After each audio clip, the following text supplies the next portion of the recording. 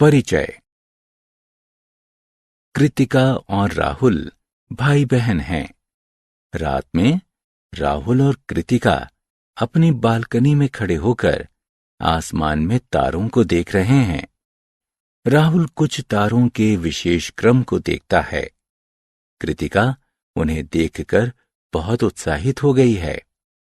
वह राहुल से कहती है कि उसे आसमान के विषय में और अधिक बातें बताए।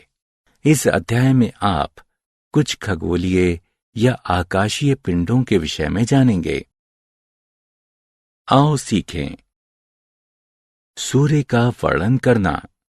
पृथ्वी के लिए सूरज, सूर्य के महत्व को बताना। चंद्रमा का वर्णन करना। चंद्रमा के महत्वपूर्ण आकारों की सूची बनाना। सूर्य एक चमकता तारा है। ये बहुत ही गर्म और बड़ा है, यहां तक कि ये हमारी पृथ्वी से भी बड़ा है। ये बहुत ही दूर है, इसलिए ये हमें छोटा दिखाई देता है। हमारी पृथ्वी सूर्य के चारों ओर चक्कर लगाती है। यह एक चक्कर पूरा करने में 1 साल लगाती है। सूर्योदय और सूर्यास्त। सूर्य पूर्व दिशा से निकलता है और पश्चिम में डूबता है। दोपहर में यह ठीक हमारे सिर के ऊपर होता है। सुबह और शाम में परछाइयां लंबी बनती हैं। दोपहर में जब सूर्य हमारे सिर के ऊपर होता है, तब परछाइयां छोटी बनती हैं। गर्मी और प्रकाश का स्रोत।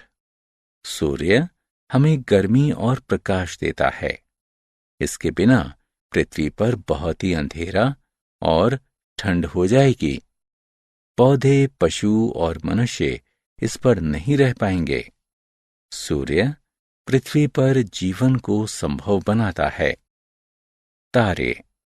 आसमान में चंद्रमा और अन्य तारे भी हैं। वे रात में दिखाई देते हैं। सूर्य का चमकीला प्रकाश उन्हें दिन में छिपा देता है, इसलिए ये दिन में दिखाई नहीं देते हैं। सूर्य के साथ साथ सभी तारे भी गैसों से मिलकर बने हैं। तारों का क्रम। तारे आसमान में सुंदर क्रम बनाते हैं। चलो अब इनके कुछ रोचक क्रमों को देखते हैं। चंद्रमा। चंद्रमा हमारी पृथ्वी का एक प्राकृतिक उपग्रह है।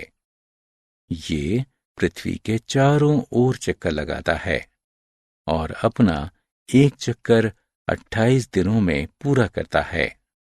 इस पर चट्टानें और बड़े गड्ढे पाए जाते हैं। चंद्रमा पर पानी नहीं होने की वजह से उस पर जीवन संभव नहीं है। चंद्रमा का अपना प्रकाश नहीं होता है। यह सूर्य के प्रकाश को परावर्तित करता, अर्थात इससे सूर्य का प्रकाश टकराता है, इसलिए यह चमकीला दिखाई देता है। यह सूर्य से भी छोटा है, लेकिन ये बड़ा इसलिए दिखाई देता है क्योंकि ये सूर्य की अपेक्षा पृथ्वी के अधिक पास है। चंद्रमा के आकार। पृथ्वी के चारों तरफ चक्कर लगाने से चंद्रमा का आकार लगातार बदलता रहता है। जब चंद्रमा आसमान में अदृश्य यानी दिखाई नहीं देता है, तब यह अमावस्या यानी नया चंद्रमा कहलाता है।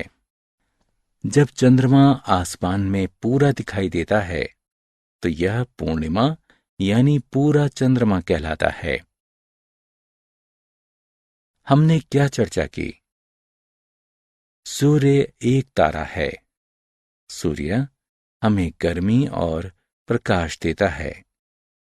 पृथ्वी सूर्य के चारों ओर चक्कर लगाती है। तारे गैसों से मिलकर बने होते हैं। चंद्रमा पृथ्वी का एक प्राकृतिक उपग्रह है। चंद्रमा पृथ्वी के चारों तरफ चक्कर लगाता है।